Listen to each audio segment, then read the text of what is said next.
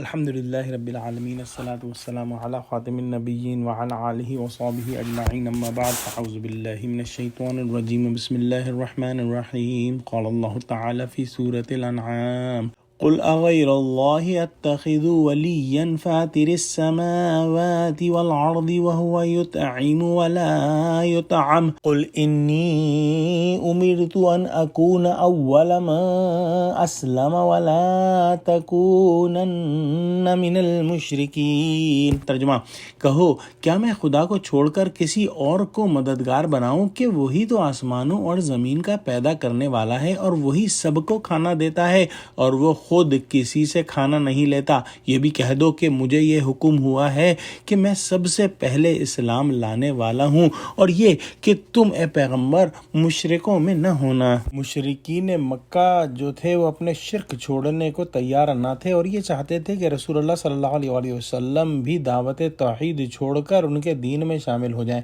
اور یہ بات نئی نہیں تھی۔ حضور صلی اللہ علیہ وسلم سے پہلے جو انبیاء کرام علیہم السلام تشریف لائے تھے ان کی امتوں نے بھی یہی بات کہی تھی۔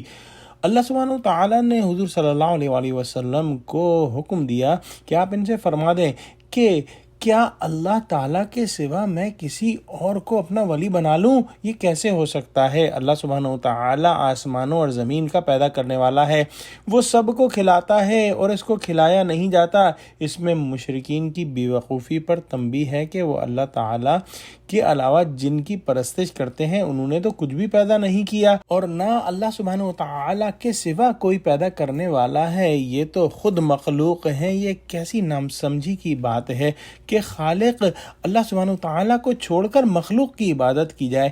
تم خود بے وقوفی میں مبتلا ہو اے مشرکین مکہ، مجھے بھی اس کی دعوت دیتے ہو۔ اللہ سبحانہ وتعالیٰ خالق بھی ہے اور رازق بھی ہے، تم اسی کا دیا ہوا کھاتے ہو، اور اس کے علاوہ جن کی تم پرستش کرتے ہو ان کی حاجتیں بھی وہی پوری فرماتا ہے۔ اس کو چھوڑ کر کسی دوسرے کو کیوں کر معبود بنایا جا سکتا ہے؟ وہ کھلاتا ہے اور اس کو کھلایا نہیں جاتا، اسے کھانے کی حاجت نہیں۔ جو لوگ کھاتے ہیں وہ حاجت مند ہیں، جو خود حاجت مند ہو اس میں معبود ہونے کی صلاحیت کہاں ہو سکتی ہے؟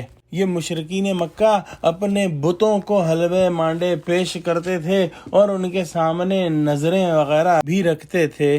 پھر اللہ سبحانہ وتعالیٰ نے فرمایا کہ آپ صلی اللہ علیہ وسلم فرما دیجئے کہ مجھے حکم دیا گیا ہے کہ میں اپنے رب کا سب سے پہلا فرما بردار اور دل و جان سے اس کے احکام کو ماننے والا اور تعمیل کرنے والا بن جاؤں۔ میرے رب نے مجھ سے یہ بھی فرمایا ہے کہ میں ہرگز مشرکوں میں سے نہ ہو جاؤں، لہٰذا میں تو توحید پر ہی رہوں گا اور شرک اختیار نہیں کر سکتا۔